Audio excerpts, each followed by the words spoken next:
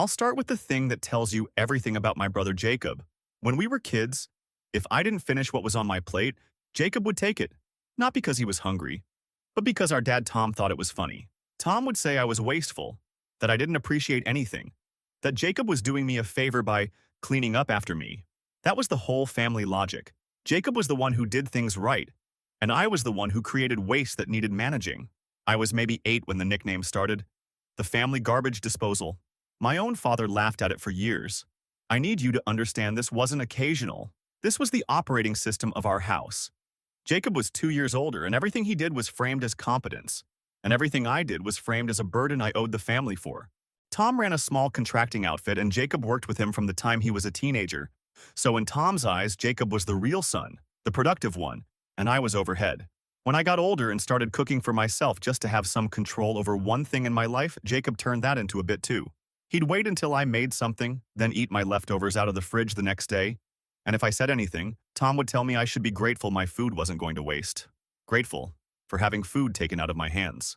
The betrayal I actually never let go of, though, happened when I was 19. Our grandmother left a small amount of money split between us, and it was supposed to help both of us get started. I had a plan for mine. Jacob convinced Tom that I was irresponsible, that I'd blow it, and that the sensible thing was for Tom to hold my share and release it to me when I was ready. I was 19 and stupid, and I trusted that my father wouldn't rob me. That money went into Jacob's first house down payment. Not mine. His. Tom told me it was a family investment and that I'd benefit eventually because family helps family. I never saw a dollar of it. When I brought it up years later, Jacob told me I was rewriting history, that the money was always meant to go to whoever was responsible enough to use it, and that if I wanted to be bitter about being a screw-up, that was on me. So no, I did not move on. I want to be straight with you people because I've read enough of these posts to know someone's going to tell me I should have healed. I didn't heal. I got organized. I decided at 19 that I was never going to be in a position where these two men could decide what I deserved, and I built my entire adult life around that one idea. I worked. I saved obsessively. I lived below my means for a decade while Jacob spent everything he touched, and by the time I was in my early 30s, I owned my own house outright. Small place, nothing fancy, but mine, with my name and nobody else's on it. Every time I made a mortgage-free payment on my own life, I thought about that nickname. People think revenge is a plan. For me, it was just a direction I never stopped walking in. Now here's where it gets good, because life handed me something I couldn't have engineered if I tried. Jacob got divorced this past year. His wife Tamara left him, and I'm not going to pretend I was sad about it. But I also want to be fair to her because Tamara and I always got along. She saw early on how the family treated me, and she never joined in. When they'd come over for holidays, she was the only one who'd thank me for cooking instead of assuming it was my job. She and I stayed in contact, actually, more than I ever was with Jacob, because she's the mother of my nieces Rose and Julie, and I love those kids. Rose is 11 and Julie is 8, and I've been the uncle who shows up, because their dad mostly didn't. The divorce wrecked Jacob financially. The house our grandmother's money helped buy? Long gone, refinanced and drained years ago to cover his spending, so there was barely any equity left to fight over. He lost most of what was left. And Tom, the father who spent Jacob's whole life propping him up, couldn't help this time because Tom's contracting business had shrunk to almost nothing, and he was renting a room from a friend himself. The golden son and the father who anointed him both ended up with nothing at almost the same time. I'd be lying if I said I didn't feel something watching that. So Jacob called me. First time in probably 2 years he'd called me for anything other than a holiday obligation. And he did the thing he always does where he doesn't ask. He presents you with a reasonable-sounding situation that assumes your cooperation. He said he was between places, that the divorce had been unfair to him, that family helps family, and that he just needed somewhere to land for a few months. He actually used that phrase, family helps family, the exact phrase Tom used when they took my inheritance. And here's the part where you're all going to yell at me. I said yes. I know, but I need you to understand why, because it wasn't weakness. Tamara and the girls had also been struggling with the housing shuffle after the divorce, and I'd already told Tamara that she and Rose and Julie could stay in my spare rooms while she got back on her feet, because those kids needed stability and I had the space and I wasn't going to let them bounce around. That was already in motion before Jacob called. So when Jacob asked, I had a house that was about to be full of his ex-wife and his own children, who he barely showed up for. And I thought about it for a long time and I said, fine, you can come too. I want to be honest about my thinking because this is the confession part. I did not let him in out of kindness. I let him in because for the first time in our entire lives, I was going to be the one who owned the roof, set the rules, and stocked the fridge, and he was going to be the one living on what I decided to give him. After 15 years of being told I was the one who lived off scraps, I was going to hand him a life made entirely of them, in my house, under my name, and let him sit in it. The first week he moved in, I cooked dinner every night. Real dinners because I love cooking and because Tamara and the girls deserved it. Roast chicken, actual sides, the kind of meals nobody in our family ever made for me growing up. And I served Tamara, and I served Rose and Julie, and I sat them at my table. And Jacob? Jacob got what was in the fridge, the leftovers, the week-old containers. I didn't do anything cruel. I didn't lock the food away or make a speech. I just quietly, politely, offered him exactly what he'd spent our whole childhood telling me I should be grateful to eat, while his own kids ate fresh food he wasn't providing, cooked by the brother he'd called garbage his whole life. He noticed by about day 4. And that's where this whole thing started turning into something I don't fully know how to handle, because Jacob is not stupid, and he understood immediately what was happening, and he did not take it well. I'll post what happened next because it got complicated fast, and Tamara ended up in the middle of it in a way I didn't plan. And Tom got involved, and I'm now sitting in a house full of my whole broken family with the balance of power flipped for the first time in my life, and I genuinely don't know if I'm the good guy here. But I'm not sorry. That's the part I keep coming back to. I'm not sorry. Part 2, soon. Update 1. Okay? A lot of you told me in part 1 that I was being petty, and that pettiness was earned. And a few of you told me I was going to blow up my relationship with my nieces if I wasn't careful. Hold that second thought, because you were more right than I wanted you to be. So, back to day 4, when Jacob figured out what the fridge situation actually was. He didn't yell. That's not his style, and it never has been. Jacob's whole method, the thing that made him so effective at running my life for years, is that he stays reasonable sounding while he rearranges the facts underneath you.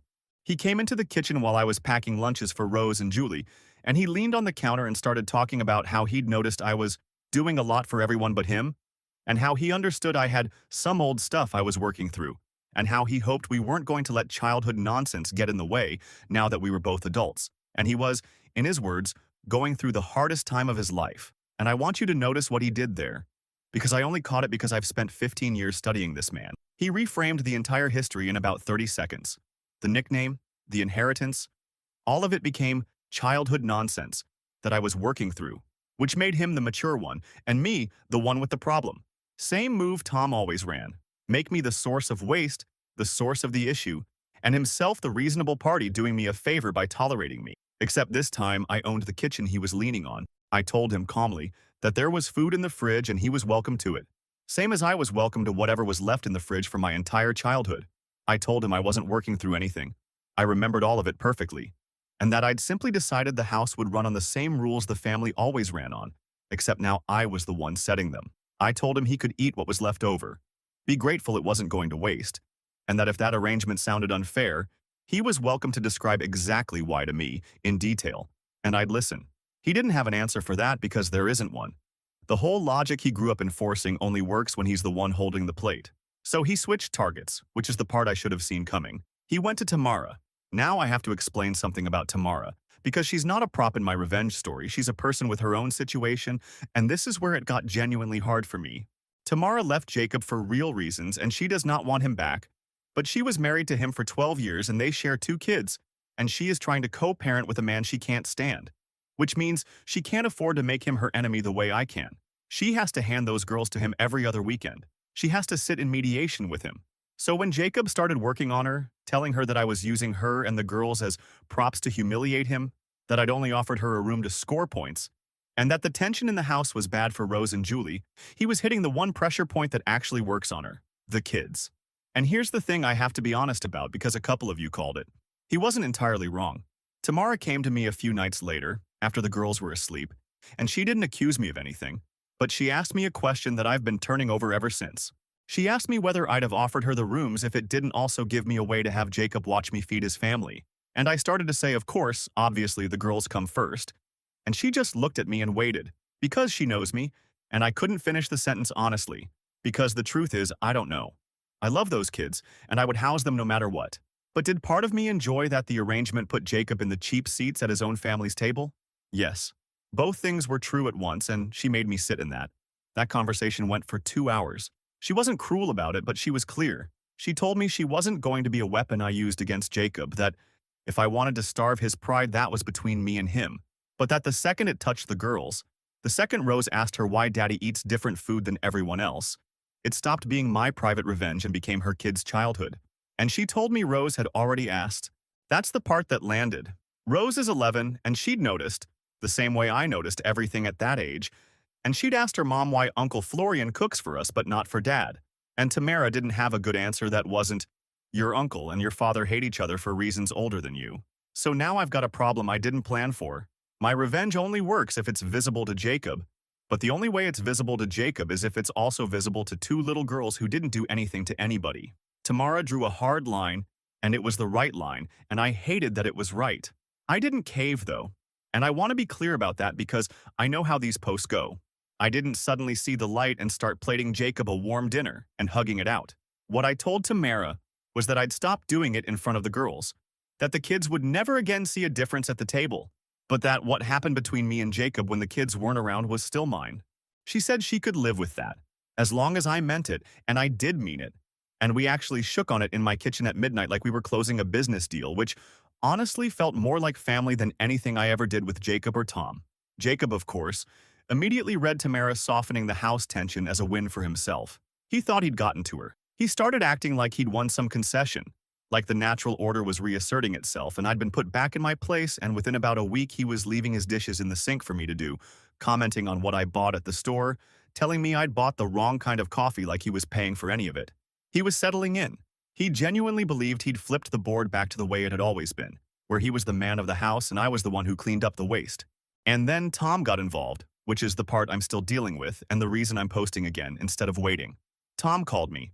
Our father, who has not called me on his own initiative in years, who let them take my grandmother's money and told me to be grateful, called me to have a conversation about my attitude toward my brother. Jacob had gotten to him too, obviously. Told his version, the version where he's a divorced man at his lowest and his bitter younger brother is lording a house over him and being petty about food of all things. And Tom, who built the entire machine that made me the garbage disposal in the first place, called to tell me that I was being small, that family helps family, and that he was disappointed in how I was treating Jacob during a hard time. Family helps family. That phrase again. Third time in my life it's been used to tell me to hand something over. And this time, I had something to say back that I'd been waiting 15 years to say, and I said it, and the conversation went somewhere I did not expect, because Tom said something about the inheritance that I'd never heard before, something that didn't match the story I've believed since I was 19. Not a dramatic confession, nothing like that. Just one detail, said carelessly, like he assumed I already knew, that reframed who actually pushed to take my money and why. I'm still sitting with it because it changes which of these two men I've been angry at, and in what proportion, and I need to think before I write it down wrong. I'll post part 3 once I've talked to one more person to confirm it, because I'm not going to accuse anyone based on one thing Tom let slip while he was busy lecturing me. Update 2. I said at the end of the last part that I needed to talk to one person before I wrote down what Tom let slip. That person was Tamara. And I'll explain why her, because it's not random. Tamara was around for the back half of all this. She married Jacob when I was in my early 20s, which means she was in the family during the years right after the inheritance thing, and she'd heard things over 12 years of marriage that I never had access to, because she was on the inside of that house, and I'd been pushed to the edge of it. If anyone could confirm or kill what Tom said, it was her. But first, what Tom actually said. On that call, while he was lecturing me about being small and about family helping family, he said something like, I never understood why you were so bitter. Jacob's the one who came to me about the money. I just went along with what he worked out. He said it like it was nothing, like I already knew. Like the fact that it was Jacob who engineered the whole thing, Jacob who came to Tom with the argument that I was irresponsible, Jacob who proposed that Tom hold my share, was common knowledge I'd been stubbornly ignoring for 15 years. I had not been ignoring it. I never knew it. Here's what I believed for 15 years. I believed Tom was the one who decided I was irresponsible, that Tom, the father who ran everything, made the call to hold my money, and that Jacob was just the lucky beneficiary who got a down payment out of it. In my head, Tom was the architect and Jacob was the kid who happened to be standing under the money when it fell. I was angry at both of them, but I aimed most of it at Tom, because in my version, Tom was the decider and Jacob was just the favorite. What Tom told me, carelessly, in the middle of scolding me, was that the whole thing was Jacob's idea, that Jacob built the case that I couldn't be trusted with it. That Jacob proposed the family holds it until you're ready structure that meant I'd never see it. That Tom, in his telling, just went along. Now, Tom is not a reliable narrator of his own life. Let me be clear about that. Tom has every reason to shift blame onto Jacob now, especially since Jacob is currently the bigger disappointment, divorced and broke, and living off me. A father who wants to reconcile with the son who owns a house might very well rewrite history to make the broke son the villain. I know that. I sat with that for days before I went to Tamara, because I am not going to restructure 15 years of anger based on one convenient sentence from a man who's proven he'll say whatever keeps him comfortable. So I asked Tamara, not as an interrogation. We were doing dishes after dinner, the girls were watching something in the other room, and I just told her what Tom said and asked if she'd ever heard anything about it during her marriage. And she got quiet in the way people get when you've asked them something they know the answer to and wish you hadn't. She told me Jacob used to bring it up when he'd been drinking. Not often. But a few times over the years when he was feeling sorry for himself about money, he'd talk about how he set himself up young and how he'd been the one smart enough to make sure the family money went somewhere useful instead of getting wasted. She said she never knew the specifics, never knew whose money it actually was, because Jacob always framed it as family money that he'd been responsible with. But she remembered the pride in it. He was proud of it. He thought of it as a smart thing he'd done, not a thing he'd taken from his brother. And that reframed the whole nickname for me. Sitting there in my own kitchen with a dish towel in my hand. The garbage disposal thing was never just cruelty for fun. I always thought it was. I thought Jacob and Tom just enjoyed having someone below them. But what Tamara described is worse, and it actually makes more sense. Jacob needed me to be the wasteful one. He needed the family story to be that I couldn't be trusted with anything, that I ruined what I touched, that things given to me were things thrown away. Because if that story was true, then taking my inheritance wasn't theft. It was rescue. It was Jacob being smart enough to move the money somewhere it wouldn't be wasted. The nickname wasn't just an insult. It was the justification. He spent 15 years building the case that I was a garbage disposal because he needed a garbage disposal to exist so that what he did to me at 19 made him the responsible one instead of the thief. That's why he treats me the way he does. Not because I ever wasted anything. Because he needed me to be a waster so he could be a saver with my money. The whole identity he built for himself, the competent brother, the smart one, the one Tom relied on, was partly financed by convincing everyone, including himself, that I was the opposite. I have to tell you, I didn't feel triumphant when I understood this. I felt something closer to sick, because it meant the story I told myself for 15 years had the wrong man in the lead role. I'd spent all this time with most of my anger pointed at Tom, feeling almost sorry for Jacob as just the favored son, when Jacob was the one who did the actual engineering and then spent a decade and a half making sure I believed I deserved it. So I did something I'd been avoiding. I confronted Jacob directly. Not a scheme, not a trap, just the two of us in the living room after Tamara took the girls to bed. And I told him exactly what Tom said and exactly what Tamara confirmed. And I asked him to tell me it wasn't true. He didn't deny it. That's the thing. I gave him a wide open door to tell me Tom was lying, to tell me he'd never engineered any of it, and he didn't take it. Instead, he did the reframe again. The same move, right in front of me. He told me that yes, he'd talked to Tom about the money, but that he'd done it because someone had to be practical. That I was 19 and directionless and would have blown it. That he'd actually protected the family's future by putting it into an asset. And that the fact that I turned out fine proved he'd made the right call. He said I should be thanking him. He sat in my house, that I bought with the money I earned specifically because he took my head start, and told me I owed him gratitude for stealing from me. And then he said the thing that ended it for me. He said, "Look how it worked out. You're clearly the responsible one now, so what are you even complaining about? You got there in the end. Got there in the end." After starting 15 years and one stolen inheritance behind, alone, while he got the down payment and the father in the family story, I got there in the end, and that was supposed to settle the account. I didn't yell. I want you to know that. Everything I've been building toward my whole adult life is the ability to not need to yell. I just told him that he was right about one thing, that I did get there in the end, and that there was the house he was currently living in, eating my leftovers, with nowhere else to go. And I told him things were going to change now that I understood what he actually did. Because here's what none of them know yet, and here's why I've been able to stay calm through all of this. Jacob moved in on a handshake and a few months. There's nothing on paper. He has no lease, no tenancy, no claim. He gave up his last place. He has no savings. Tom can't take him, and every road out of my house requires money he took from me 15 years ago and spent. He built his whole life on the idea that he was the one who couldn't be wasted. And he handed me, personally, the position to decide exactly how much he's worth keeping around. Part 4 is the part I've been walking towards since I was 19. I know exactly what I'm going to do, and for once I'm not angry about it. I'll write it when it's done. Final update. I've read every comment on the last 3 parts, and I want to address the big one first, because hundreds of you said some version of the same thing. Just throw him out. What are you waiting for? And I get it. But I want to explain why I didn't just change the locks while he was out, because the answer is the whole point of this. Throwing him out fast would have been Jacob's move. Quick, clean, deniable, reframed later as something reasonable. He spent his whole life making decisions about other people's lives and then explaining calmly why it was actually fair. If I'd just dumped his stuff on the driveway, he'd have spent the next 20 years telling everyone that his unstable brother snapped and threw a divorced man onto the street during his lowest moment. And Tom would have believed it. And it would have become the new family story, the way the garbage disposal thing became a family story. I wasn't going to hand him that. I wanted him to understand, in full, sitting down, exactly what was happening and exactly why, and I wanted him to have every chance to argue his way out of it and fail. So I did it the way you're supposed to do things when you're the one who actually has the power and doesn't need to be sneaky about it. I gave him notice, in writing. A real, reasonable notice period, the kind the law would want me to give even for a guest, because I looked it up and I did it properly, because the last thing I was going to do was give him a technicality to fight.